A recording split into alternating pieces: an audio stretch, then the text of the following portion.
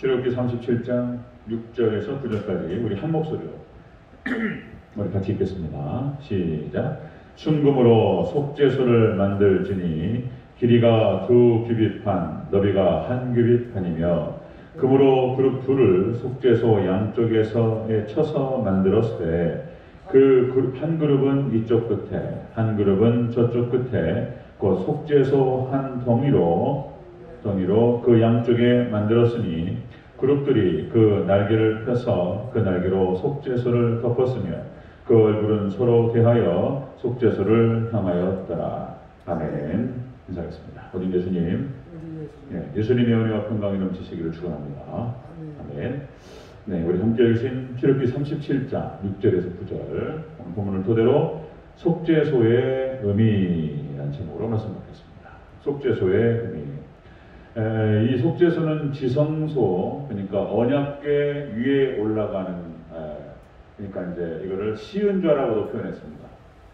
그래서 이제 이 속죄소가 이제 언약궤 바로 위에 올라가서 이 언약, 그러니까 이제 그룹이라고 표현되는데요, 천사를 말하는 것입니다. 천사가 그 시은좌 위쪽에서 이렇게 날개를 쫙 펴고 서로 바라보고 있습니다. 자, 이런 형국으로 일단 하나님께 만들게 됐습니다. 의미가 있어요. 그것이 속죄소 의미가 있는데요. 자, 지성소는 대제사장이 1년에 한 번 들어갑니다. 그러니까 이제 그 제물, 번제물의 피를 가지고 1년에 대속죄일에 한 번 들어가서 그 시은좌의 속죄소에 뿌리고 하나님께 자신을 정결케 하고 딱 들어가는데 문제가 있으면 그 자리에서 죽었습니다. 자, 이 시은자는 그래서 이제 속죄소라고도 하고 시은자라고 표현하는데 이것은 순금으로 만듭니다. 순금으로 언약궤에 딱 그 뚜껑처럼 딱 올라가게 되어 있습니다. 자, 여기 뜻이 있어요. 그래서 이제 예수님을 상징하죠. 대제사장이 피를 가지고 1년에 한 차례 들어가서 이제 대속죄일 1년 동안 이스라엘 백성들이 지었던 모든 죄를 대속하고 그리고 속죄하는 그런 것을 의미합니다. 그래서 이제 예수님의 피예요, 이것이. 자, 이것이 이제 그러니까 대체물이었고 예표였어요. 이제 예수님께서 오심으로 완성하시고 더 이상 그렇게 이제 우리는 제사를 드리지 않습니다. 우리는 예수님의 그 이름과 예수님의 보혈의 공로를 의지해서 하나님께 나가는 줄로 믿습니다. 더 이상 그렇게 하지 않아요. 한 번에 끝내버렸어요, 하나님께서. 자, 우리 이제 이 속죄소의 의미에 중요한 의미들이 담겨 있습니다. 같이 한번 살펴보도록 하겠습니다. 속죄소의 의미, 첫 번째로 순금으로 만들어라. 이렇게 말씀해요. 순금으로 만들어야 됩니다. 6절을 같이 읽겠습니다. 시작. 순금으로 속죄소를 만들지니 길이가 2규빗 반, 너비가 1규빗 반이며. 아멘. 속죄소를 만들 때 이 시은자 속죄소를 만들 때 순금으로 만들어라. 이것은 무엇을 의미냐면 속죄소잖아요. 그러니까 회개의 보배성을 의미합니다. 회개가 얼마나 중요한가에 대해서 얘기해 주는 거예요. 회개의 보배성을 성경적으로 보여줍니다. 그래서 이 속죄소 자체가 회개를 의미하고요. 그리고 순금이라고 하는 것은 보배성을 상징하죠.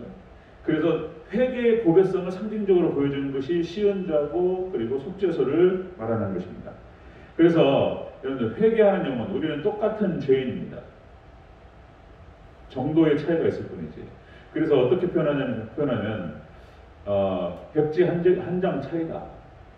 나쁜 사람 뭔 백자장 차이요? 수학한 놈하고 우리가 어떻게 같으냐 그럴 수 있는데 하나님 보실 때는 거기서 거긴 거예요. 똑같은 죄인일 뿐이에요. 다만 우리가 회개를 하기 때문에 회개하는 백성들은 완전히 달라지는 거예요. 예수님의 보혈의 피로 덮임받고 그리고 늘 항상 우리가 이제 손발을 씻고 하나님께 나아가는 자. 이게 회개가 예수님의 보혈이 그게 보배로운 거예요. 우리가 회개를 통해서 보배롭게 되는 줄로 믿습니다. 회개. 그래서 이 속죄소의 의미는 회개의 보배성을 상징적으로 보여준다는 것입니다. 욥기 42장 6절 말씀에 보면은 욥이 회개합니다. 욥은 담대의 의인이었어요. 흠이 안 보여요. 욥기를 보면은 욥이 흠결이 안 보입니다. 완전하게 하나님을 의지했고 그랬던 사람인데 욥이 하나님께서 시험하셨어요. 사단에게 시험을 허락하셨는데 그 인간으로서 감당할 수 없는 그런 어떤 엄청난 고난이 욥에게 찾아왔고 감당할 수가 없어요. 이 정도 되면은 버틸 수 있는 사람이 없습니다. 그러나 욥이 그 시험을 이기게 되죠. 회개를 통해서 이겨요. 회개. 욥이 42장 6절에서 그러므로 내가 스스로 거두어 드리며 모든 생각과 모든 것들을 다 거둡니다. 거둬들이고 티끌과 제 가운데에서 회개하나이다. 하나님 더러운 죄를 용서하여 주시옵소서. 당대 의인이었고 흠결이 보이지 않는 욥도 회개했다는 거예요. 욥도. 우리가 육체를 입고 있는 한 우리는 다 죄인이고 그래서 여러분들 생명을 얻는 회개를 의지하시기를 축원합니다. 회개밖에 없다. 욥이 그러니까 이 욥기 전체가 키아준 구조라고 해가지고 이게 어려운 건데 이게 성경에서 이제 X자에서 키아준 구조로 있습니다. 이게 이제 V자야. 그러니까 A-B, B-C, 이게 짝이 있어요. 욥기의 구조는 X자 구조로 되어 있어가지고 욥기의 끝과 처음이 같이 맞물리는 거예요. 똑같은 얘기라는 거예요. 욥이 1장에서 이렇게 얘기합니다. 그 시험이 다 들어왔어요. 자녀들이 죽어나가고 막 모든 재산이 다 날아가 버리고 막 이런 거예요. 그때 욥이 1장 21절에서 이렇게 표현합니다. 내가 모태에서 알몸으로 나왔은즉 또한 알몸이 그리로 돌아올지라. 주신 이도 여호와시요 거두신 이도 여호와시니 여호와의 이름이 찬송을 받을지어다. 그렇게 하면서 이 모든 일에 욥이 범죄하지 아니하고 하나님을 향하여 원망하지 아니하였더라. 이렇게 해서 욥이 이제 그 시험을 이깁니다. 회개로 이겨요. 회개로. 여러분들 역시 이제 사도행전 11장 18절 말씀 하나님께서도 이방인에게 생명을 얻는 회개를 주셨도다. 여러분 회개가 우리에게 생명을 주는 줄로 믿습니다. 속죄소가 그걸 의미하는 거예요. 회개를 의미합니다. 그래서 우리가 이제 회개를 통해서 늘 항상 손발을 씻으면서 하나님께 나아가는 거예요. 그러면 우리가 이제 하나님께 쓰시기에 깨끗하고 우리가 깨끗한 그릇이 될 줄로 믿습니다. 자, 금그릇도 있고 질그릇도 있고 다 있어요. 중요한 건 깨끗해야 돼요. 아무리 금그릇이라 할지라도 더러우면 쓸 수가 없어요. 역시 우리가 깨끗하게 우리 자신을 씻고 하나님께서 쓰시기에 합당한 그런 좋은 깨끗한 그릇이 되기를 주의 이름으로 축원합니다. 속죄소가 그런 거였어요. 속죄소의 의미는 회개의 보배성을 상징한다. 회개의 보배성. 그래서 제가 또 이런 표현, 여러분 개혁주의를 하는데 개혁주의가 그렇게 중요한 거예요. 개혁주의가. 뭔 개혁주의 칼빈이 그게 중요하냐? 감리교 목사님들이나 뭐 다른 침례교 목사님들이나 그렇게 얘기해서 모르니까 그런 얘기 하시는 거예요. 잘 모르니까. 칼빈이 하나님처럼 섬기는 사람이냐? 칼빈이면 다냐? 이런단 말이에요. 우리는 요한의 설레다 이러면서 지금 그런 얘기 하는 게 아니에요. 이게 칼빈과 개혁주의자들이 만들었던 이 원리는 뭐냐면은 철저한 말씀 중심인 거예요. 개혁주의라고 하는 것은 그래서 다른 말로 표현하면은 회개주의라고 얘기됐습니다. 회개주의. 철저히 말씀을 중심으로 해서 말씀으로 회개되는 거예요. 회개. 말씀으로 돌이키라. 철저히 말씀. 오직 성경, 솔라 스크립투라. 이걸 말하는 거예요. 개혁주의가. 다른 게 아니고 성경 말씀으로 모든 것을 다 우리의 생각과 우리의 행동과 모든 것들을 성경으로 돌이킨다. 이건 회개를 말하는 거예요. 회개. 개혁주의라는 뜻은 그래서 회개주의입니다. 회개주의. 회개를 강조하는 거예요. 우리의 모든 생각, 우리의 모든 발상, 그리고 모든 행동, 모든 습관, 모든 문화 다 말씀을 기준으로 말씀으로 회개하고 그리고 말씀으로 바꾸는 우리 대전절교회 될 수 있기를 다시 한번 축원드립니다. 그게 그거예요. 말씀밖에 없는 거예요. 자, 속죄소의 의미는 그것이었습니다. 두 번째 보겠습니다. 속죄소의 의미 두 번째. 첫 번째는 회개의 보배성이고요. 상징하고요. 두 번째는 양편에 그룹 둘을 만들어야 됐습니다. 그룹 둘을 만들어라. 이렇게 말씀하셨어요. 7절을 같이 읽겠습니다.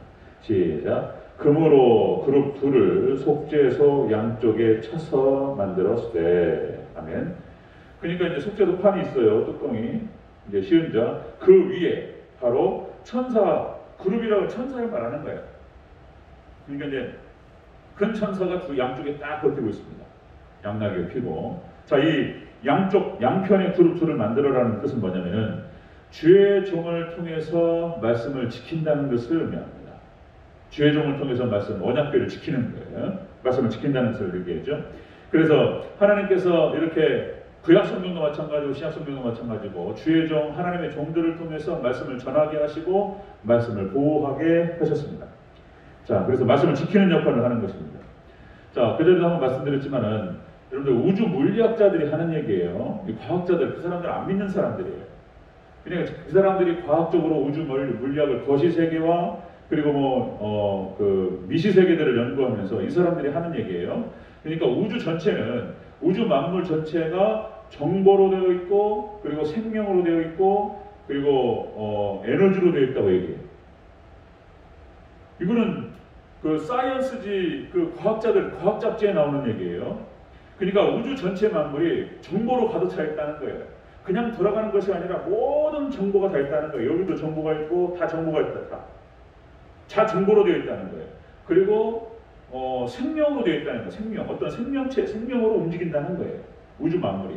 그리고 거기에는 에너지가 들어있다는 거예요. 기 에너지가 들어있다. 그리고 보니까 성경 삼일체 하나님하고 딱 빠져떨어지는 거예요. 우주 물리학자들이 하는 얘기, 과학에서 하는 얘기하고 성경에서 하는 얘기가 똑같은 얘기인 거예요.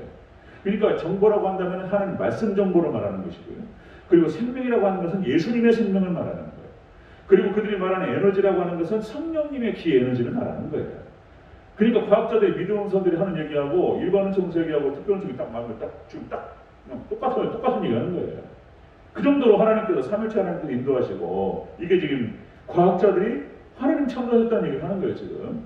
자, 그러니까 말씀 정보, 하나님 말씀 정보가 나갈 때에 예수님의 생명이 나가고 그리고 예수님의 생명과 함께 성령님의 기운이 들어가요.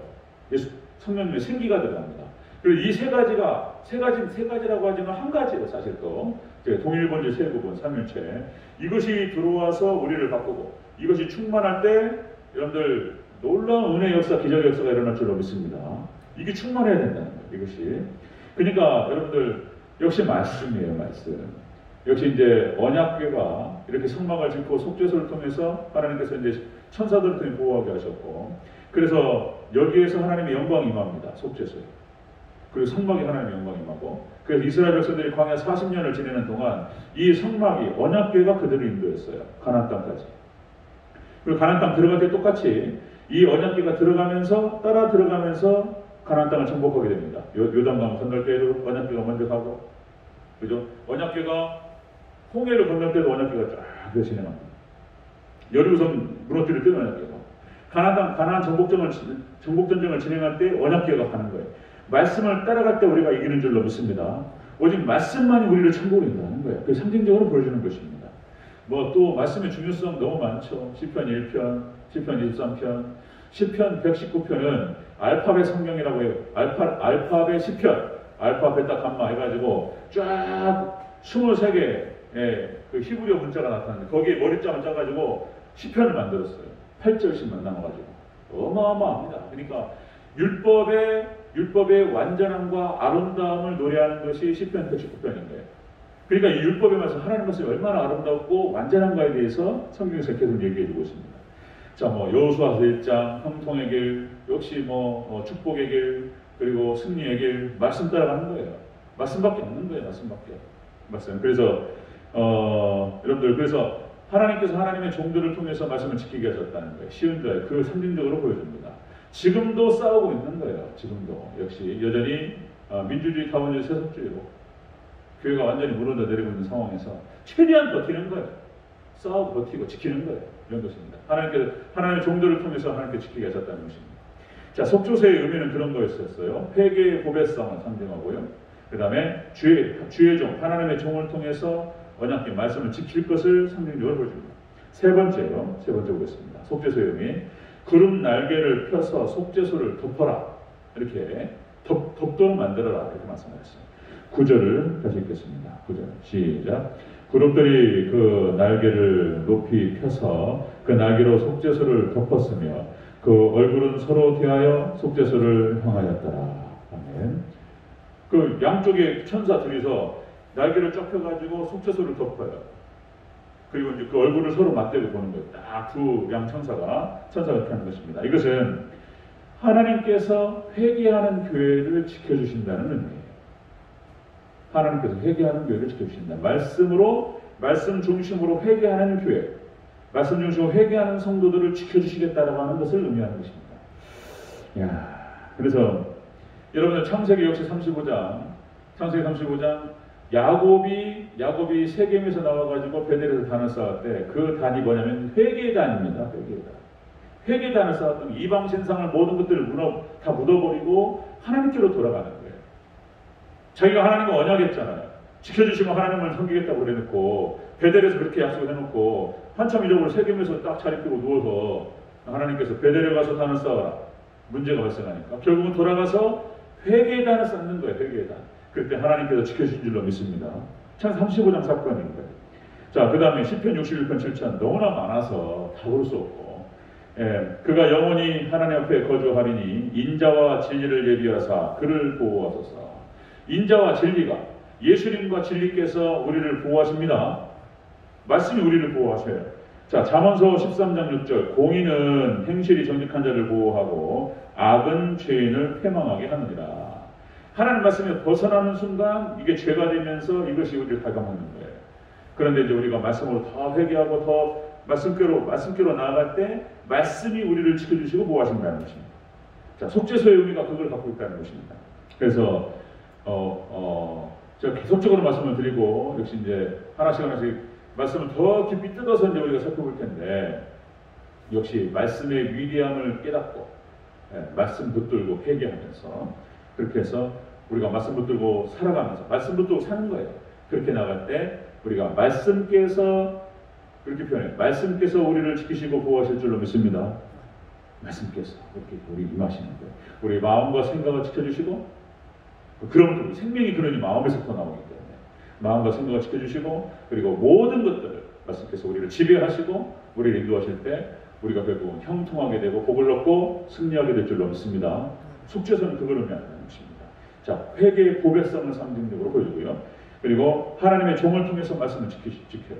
그리고 하나님께서 이렇게 회개하는 교회, 회개하는 성도들을 지켜주시고 보호하신다고 하는 것을 상징적으로 보여줍니다. 그래서 여러분들 회개에 대해서 다시 한번 우리가 생각하면서 생명을 얻는 회개, 이 회개 신앙으로 개혁주의 신앙으로 승리하는 우리 대전제일교회 성도님들 저와 여러분 되시기를 주여 축원합니다. 아멘. 기도하겠습니다.